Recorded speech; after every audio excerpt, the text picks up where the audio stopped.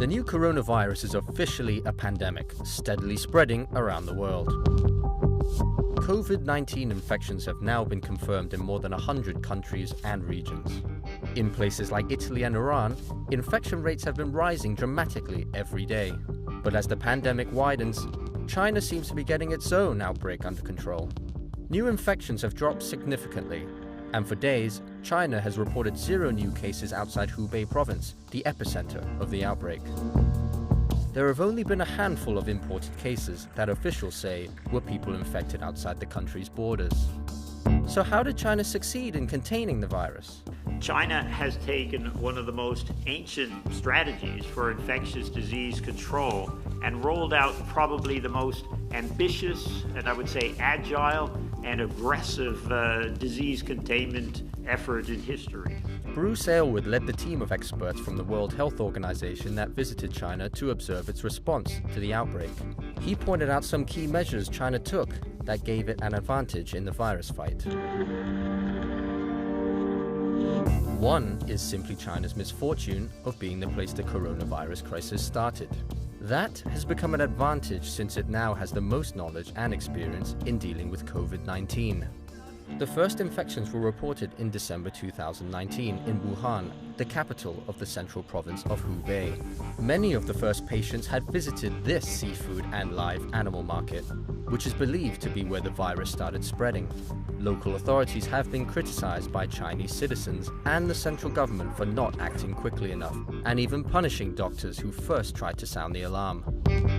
But once reports of the virus and its spread made headlines, Chinese President Xi Jinping ordered resolute efforts to contain the virus. The government immediately took drastic measures. On January 23rd, Wuhan, a city of more than 11 million people, went into complete lockdown. All public transportation stopped. Only cars with special permits were allowed on the streets. People have been blocked from entering or leaving the city by air, rail, or road. Those in the city have been ordered to stay at home. Limiting human interaction has reduced the risk of transmitting the virus, which spreads through moisture droplets, most often expelled when people cough or sneeze.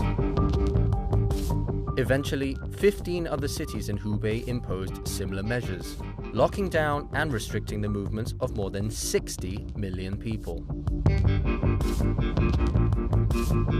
Fighting the virus became a national priority. China reallocated a huge chunk of its healthcare system to respond to the coronavirus outbreak. More than 20,000 medical workers from across the country flew into Wuhan and other parts of Hubei province to help treat patients. The government built new facilities specifically for patients with COVID-19. The move addressed the shortage of beds in existing hospitals and kept coronavirus patients isolated. China also took steps to ensure that patients with other illnesses would still get the medicine they needed while under lockdown. Authorities increased prescriptions to 3 months instead of the usual 1-month course. They also allowed prescriptions to be processed online and through the WeChat app, rather than in person. Healthcare providers also set up a system to deliver medication to people. China also made testing and treatment of COVID-19 free of charge. Though many hospitals were flooded with people reporting symptoms such as fever and difficulty breathing, the government covered the cost of testing, even if the results were negative.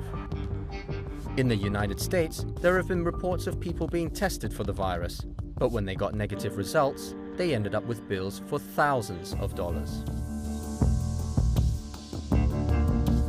The single biggest lesson is speed. Speed is everything. All of China's efforts to contain the coronavirus happened at rapid speed. From the lockdown in Wuhan going into effect just hours after it was announced, to the temporary hospitals for COVID-19 patients being built from the ground up in a matter of days. It also acted quickly to alert the public about symptoms of an infection, so people knew when they should see a doctor. China set up a network of fever hospitals where people could go to be tested, and was quick to isolate confirmed cases and track their close contacts to find the origins of infection clusters.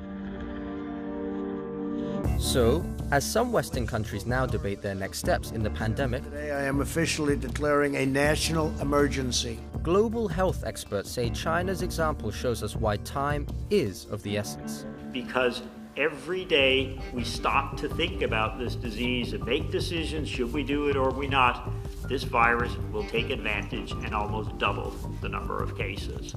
You have to move fast. There's no doubt China's measures have taken a toll on its economy and its people. Factories have been shut for weeks. Restaurants have been closed. Shopping malls are practically empty. And it will still be some time before it's business as usual.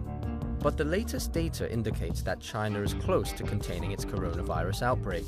Chinese state media calls Wuhan a decisive place in the country's battle against COVID-19. However, Aylward says when the lockdown is eventually lifted and life starts to return to normal, China will still need to tread with caution.